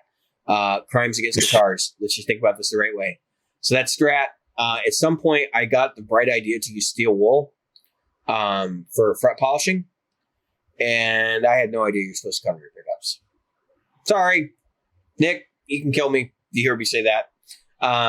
So I'm sure that guitar Oh my God. has all kinds of fret filings in the pickups. I learned very quickly because for years I would take a tape and rub it against the pickup and pull off the stuff that had worked its way up to the magnets. But I'm sure that there's still debris of Down inside. down inside the magnet. At some point, those pickups they're not gonna work anymore. Because they're just gonna grind away until. That's too funny. Yeah. So what else have I done? Oh, I did copper shielding to that guitar. I did it with tape. 1-inch copper foil tape. My gosh. Let me finish. With no gloves on. I literally just cut my hands to smithereens over a weekend installing copper foil tape. And then I was so like, how do I use this as part of my ground, that I finally just screwed a terminal, like a wiring terminal you use for your house or something, into the guitar. One with just a single screw with a little slot on it that you would crimp. And I just screwed it into the guitar and grounded everything to that. Yep. And a couple of years ago, I picked up the guitar. This is before I refretted it. Because that guitar sort of got retired. And you'll understand why as I tell you some more of these stories. It would buzz like a mofo. And I still to this day do not understand why. Because I actually did fix the grounding on it. But if you touch the bridge, it would stop buzzing like real bad. So I don't know. Tell me in the comments below what the hell I did wrong there. And please comment about any of these crimes against guitar. Horrible things. The pickups in it. So remember I was telling you, like, I was always searching for the right pickup sound on that guitar. So I didn't like single coils. I still don't like Strat single coils that much. I do enjoy them now to an extent. But back then it was like, oh my God, nails on a chalkboard. So I took all the pickup covers off. I did not play the guitar with the pickup covers on. I was smart enough to know you don't leave the wire exposed. Although back then I probably thought you could have gotten electrocuted if you touched it with the wires exposed. What I did was I said, well, I read all this crap. There's an old website where somebody talked about how to improve the Stratocaster, and they talked about doing a shielding rod and all that stuff. One of the things they suggested was getting some washers to put around your magnets to broaden the magnetic field of the pickup. So what I did is I took the covers off, and I went out in the garage. My dad used to have a little bin of spare washers that he'd pulled off stuff over the years. And I went through and I found all these little washers that were similar sizes. And I put them on the magnets, and then I just put the covers on top. So, and I screwed it all together and put it back in the guitar, and I played it that way for weeks, probably months, maybe years. And I still to this day have no idea whether that did anything whatsoever. Nothing. No idea. Didn't even think to look and see, well, are these washers magnetic? Because if they're not magnetic, this is probably not going to do shit. Like, you know what I mean? Like, just nothing had entered into my mind about this where I'm like, oh, this is a good idea, or this is a terrible idea, or this doesn't make any damn sense. I'm trying to think what other dumb things I've done to guitars. Because I know there's more. There's got to be more. I refretted that guitar. I'm trying to think what happened during that process. That was okay. That was all okay. Most of this stuff was done to like 2 guitars. Your Sam and your Strat. We talked about, I think, for our listeners, it'll probably be 2 episodes ago. I bought an American Standard Strat off a coworker for like $400, and it was just filthy, disgusting, and like the bridge was all like this when I got it, and it came out of the case with the tremolo bar still on it, hard shell case. That guitar, I took it home, I got it set up, had him clean it out, and then I just turned around and I put new pickups in it. And then you know what I did? Within 6 months, I sold that guitar with new pickups in it for $550. I took a bath on that guitar is what I did. I took a bath on it. And that was dumb because I actually was a perfectly serviceable guitar. I probably should have just kept it around. It was a steel, and I should have just kept it around. Now you pay $400 for a Mexican Standard. So just keep that in mind. Yeah, that's why I don't think I can get rid of any of these things. I just, you think about it, and you go, do I really need to get rid of it? And will I want to replace it? When I didn't have an SG, I wanted an SG. When I didn't have a Strat, I wanted a Strat. that type of thing. So it's one of those things where it's, and the other side of it is that the prices don't go down. They just don't go down. Yeah. I mean, if you got stuff that you're thinking about selling, you should always consider, like, will it someday I ever want this again? Right. I have pedals that I've reacquired multiple times, and I'm not talking about the Ethos. Everybody knows that story at this point. But I have other pedals that I have bought like twice, 2 or 3 times. I haven't had an amp I bought twice, which is about par for the course. I did have a PD Classic 30. Let's talk about some of the amplifier things I've done too before we end the show. So I'll end it. I've done some really awful stuff to amplifiers. Okay. I had a Brownsville solid state amp. Okay. It's my first little practice amp. It came from Sam Ash. It's their house brand. And it was 1x8 speaker, 1x6 speaker, 10 watts. And I remember seeing in a magazine, they were talking about things to do before a gig. And in the back, it said, always check your tubes. Make sure that there's no broken glass in the back of your amp. So I looked in the back of my amp and I go, fuck, there's no broken glass. There's nothing in here, period. I'm like, where are the tubes? And I literally spent 6.5 hours taking this thing apart, looking for the tubes. I'm like, there's surely tubes in here. There's got to be every amp has tubes, right? I mean, that's how it's supposed to work. Yeah. Now, bear in mind, this is, 2000, 2001. That this is going on. I should have been smart enough to know better than that. And then I can remember the PD Classic 30, the first tube amp I ever owned. I pulled 2 of the tubes out to try and make it quieter, like the deluxe reverb trick, or not deluxe reverb. Oh, yeah. The twin reverb trick. Yeah, the amp didn't like that. Blew a fuse. Yep. And I think I blew a fuse. It might have been something else.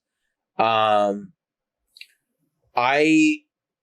had the Rivera Classic 30. I had it for a while. I had to have work done to it, and I didn't know any better. I figured it needs new tubes because everybody says when an amp is acting up, generally replace tubes, right? So, and I knew it was output tubes.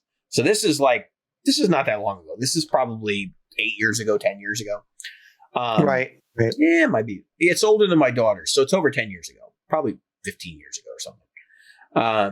And I remembered like, oh, I'll just buy these tubes and put them in there. So I got the correct tubes. I didn't get the wrong tubes. And I said, okay, we'll swap, because I think it was a 30 watt amp. I think it was 2 EL34s. So we'll just swap them. Put the new tubes in. Played them for about an hour. And then also the amp stopped working. And I'm like, what the hell? Fuse blew. Had to get a fuse. Put in the wrong fuse from Radio Shack, but it was enough to get it going. And I knew it was like very close to the existing one. I sort of knew the fuse thing, like how that was supposed to work.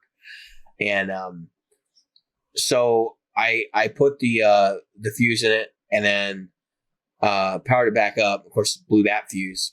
I had to wait 2 days to get the right fuse. Thought it was the fuse that was the issue. It wasn't the fuse. I had bad tubes. I took the tubes out at some point and they were frosted on the inside. They were like it had snowed in there. And it wasn't bad tubes. Okay. You can't just swap tubes.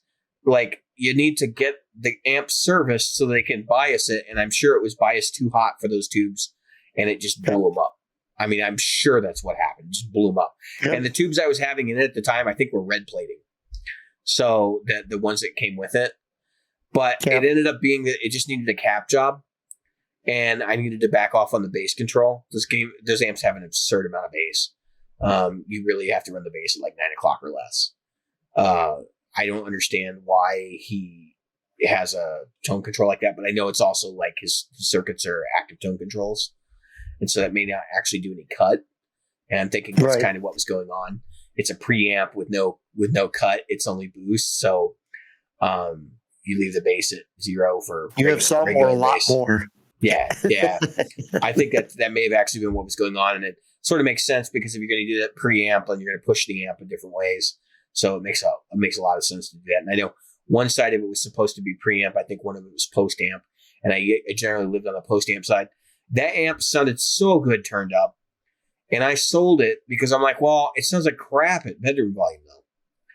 And now that I've had multiple amps and stuff, I realize like I should have kept it.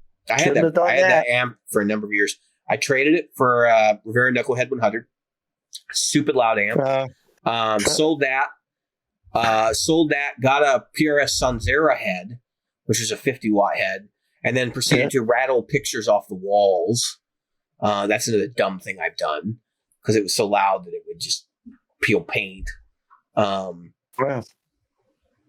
Yeah, so I think that's a good set of my sins. I'm sure I have more. I feel like I feel like I'm a better person now because of having confessed these things to the world.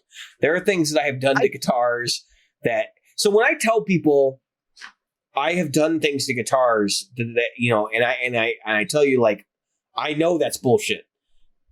Understand something. I probably actually do because I've probably done something stupid in the past that has informed what I'm saying. Because I have to admit that I've never done anything other than burning one guitar that a whole bunch of hipsters are like, I can't believe you burned that. That I treat my guitars like children. I mean, I treat them great now. But back then, so here's the deal. I was just cheap. I didn't have any money. I didn't have a job. So if I was going to get something fixed, I'd have to do it myself or beg my parents for money and hope to God that they would be like, okay. They didn't want to help me maintain my stuff. Like, that was just like $100 to go get your guitar set up. Like, what? I know, right? What? And it's like, well, they don't change over time. Yeah, they do. They're fucking wood. Like that's, I've had to come to a lot of grips with a lot of different things over my childhood versus my adult life. And okay, I do have one more. Okay, one more, and then we're done. So I was on the ship. I had my guitar. That was my number one for many, many years. My number one acoustic, and it was this cheap, super cheap guitar I got for like $200 at a guitar shop over here in Norfolk. And it was by a company named Bentley, which means that it had no value whatsoever outside of the intrinsic value it had to me. It was thin, blue. I still around. Love that guitar. It was hand signed by the guys from America. I gigged it literally all over the world. Okay, this thing it's busked in bars in Germany, Italy, France, Russia, Czech. I mean, I've been everywhere. So, and down the Caribbean, down South America, all over the place. So I get. Now, this is a shitty guitar. I mean, it's a shitty guitar. It is not a great acoustic. It's not a great electric. It's not really good. So, towards the end of my time on the ship that it gave me, I'm talking to someone, and I have my guitar in my hand, and I'm in a thing called I'm in a thing called a void, which is an empty room. It has no. What do you call it? And I'm going down a ladder well. So I go past the workspace so I took it out of the void and I'm going past the workspace. So I said, Jim, how you doing? I said, I'm fine. And just as I said, I'm fine, my hand slipped off the ladder. It's supposed to be one hand for you, one hand for the ship. I've got one hand on the guitar, one hand on the ship. The hand for the ship let go. I went straight down 3 decks, right under my ass. Oh! I mean, I landed right on my tailbone, and the guitar came down right in between my legs. Boing, like that. Just hit the ground and bounced back up. Did you catch it? It's kind of like, yeah, kind of like a guitar, or I mean, kind of like a car accident. At first, you're like, oh my god, is everybody okay? And they look down, so everybody's looking down like this. I'm like, are you all right? I look up. I don't know yet. I think I broke my ass, and luckily I literally didn't break anything. I don't know how. Let's talk about the guitar though. But the guitar. So you know how they put the end pin input in the end pin? Yeah, that went right through the guitar. That went right into the guitar. Put a hole in the wood that would be, I don't have it here. The hole in the wood is that the guitar is only this thick. The hole in the wood is this thick. So now the wood is broken all the way. Okay, so the hole in the guitar is now a hole in the guitar. So the guys helped me fish the output jack through the sound hole. One guy's pushing it with a coat hanger, and the other ones were pulling it. We get it out, and we just duct taped it. So I played a duct taped acoustic guitar. The rest of that cruise, every busking thing, everything I did, every live thing I did on that guitar, it might have improved it. It could have. I'll be honest with you. And you know what's funny? So a cheap, crappy guitar that had literally no value, like I said, outside of my use of it, worked right up to the end, right up to when the piezo just gave out. I mean, 30 years, give or take, that thing gave me. It gave me an entire military career and then some. Okay. And so I got to be honest. That is amazing for such a piece of shit that it was. It was literally a piece of shit. You brought up end pins. You brought up end pins.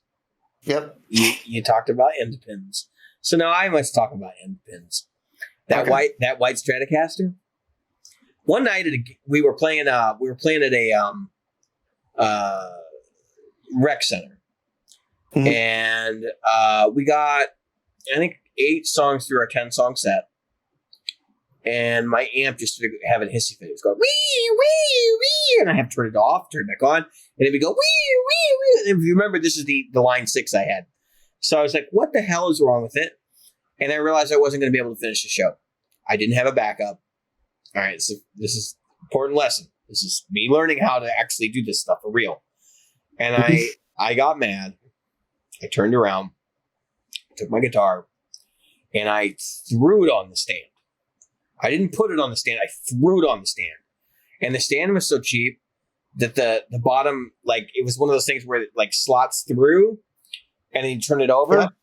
Okay. Yep. And the stand was so cheap that it bent, and it Yep. hit, and the guitar went to the ground on, Yep. and it was a linoleum floor, so it's linoleum over concrete. So the end pin actually got jammed up inside, like the guitar, like the screw bent, and the end pin like went into the body of the guitar really bad. So there is a giant dent in the shape of the end pin at an angle in that guitar. And I think the way I ended up fixing it was just re-drilling the hole. And say re-drill it. Re-drilled the Throw hole. some wood putty on there. I re-drilled the hole so that it would go around the dent. I never threw wood putty in it. Shit, screw that. So I think I have Dunlop. Too much work. I think I put Dunlop strap pins on it, the Dunlop strap lock ones, because I had them at the time, and it was like, no, this is one way to fix this problem. Oh, one more thing. So my first set of locking tuner, I had Godo auto locking tuners that go in on that Godin, and then I ripped those off. No, I did not come with locking tuners. I just had Godin tuners, or Godin branded, and I took those off, and I had a matching set of Godos that were auto locking. I've never seen anything like them, and I still haven't seen anything like them since. There's no pin you unscrew or anything on the pickup or on the tuner. You stick the string in there, and then you just tune it, and it locks for you. And so two things. Number one, I used to wrap the string around and then lock it, which defeats the entire purpose of having locking tuners. Yeah. It's just idiocy to do that. And I've done this. I did it. It was a thing. I admit it. Yep. Okay. I'm absolved. And then I bought aftermarket locking tuner, or those were aftermarket locking tuners I put on it. I still have the original tuners. I sold that guitar to Guitar Center. Do you think they gave a shit about those Godot locking tuners that were on it? No, absolutely not. And the dumb part is the Godot locking tuners are not like parts congruent with anything, or they're not locking. They're just regular tuners. They're not parts congruent with anything. So I was going through this weekend. I was like, do I just throw these in the trash? Yep. And I didn't. Yep. I kept them. You know what you do? You sell them on Reverb, even if you only get $10 for them. No, but at least somebody gets to use them. I gotta laugh. Spare parts. Oh, actually, it's not spare parts. I'm rather going because it has actual pickups or spare parts is spare parts, I suppose. I just laugh when you tell me that story because I sold my Strat, which I wish I hadn't, but I sold my Strat, and when I sold it, I sold it with the new pickups in it, Seymour Duncans. I have the original pickups. I sold it with the Fender branded because you're like, I just got to sell this right now. I got to run to the store and sell it. And you just have to think like, shit, I got like $400 worth of mod parts in here. You know, like what? I should have more than that. And it had an acoustic bridge in it. Yes, you had a piezo. I have the original bridge too. I should have taken the piezo bridge out of it. Then I could put the piezo bridge in this thing. But anyway, so it just pisses me off. I should have taken that because it was just an American Standard. I could have taken that plate off, bought a replacement internet, probably cheap ass pickup, loaded. You know, what do you call it? Thrown that in there for $150, call it a day, and had all my parts and my bridge and everything. And for what? So I could sell it for at the time and for what Guitar Center gave me. So let's not even get to that, right? I will not. I got to be honest with you, and you know, I'm a reverb convert, a relatively recent reverb convert. You know, I sold those pedals. They all sold in a day, by the way. The pedals that we talked about in the last episode. Yep. I sold those, as you know, in a day. I don't know why anybody goes to. And I had a friend. He was selling his Gold Top 50s Les Paul, which is like my 50s Les Paul. And I said to him, I said, "Don't sell that." trying to convince him to keep it. He was going to sell it, then he was keeping it, then he was selling it. And I said to him, I said, listen, man, take it out and play it. He was afraid to play it out. Anyway, long story short, when he was selling it, I said, you keep getting these shitty offers because you're doing local pickup only. And people around here are a-holes. So sell it on Reverb, get a better deal, get your money's worth. And he's like, oh, I don't know anything about the shipping. And blah, blah, blah. I go, I'll do it for you. I'll do it for $20. I will ship it for you. You'll have to pay for the shipping and the label and everything, but I'll do all the rest of the work for $20. And I get it off your hands. And he goes, but I'm going to have to pay for shipping. I go, no, you pass those savings on to the purchaser. If they're not local pickup, you have them buy it. But long story short, I'm actually shocked, and this is maybe something we can talk about in another episode. Why don't people do more stuff for themselves? You know what I mean? Do more for yourself. And maybe it's because time, just what you were talking about earlier, time is a valuable asset. And maybe it's they just don't want to spend the time. And it's an asset they don't want to give up. We'll have a bigger conversation about that next week. So if you've enjoyed the content here tonight, please like and subscribe, hit the notification icon if you want to hear our stupid opinions on things again. It's that little bell right down there. Other than that, I've been David. I'm a Jim. And tonight we've been practical guitarists with terrible memory. Exactly.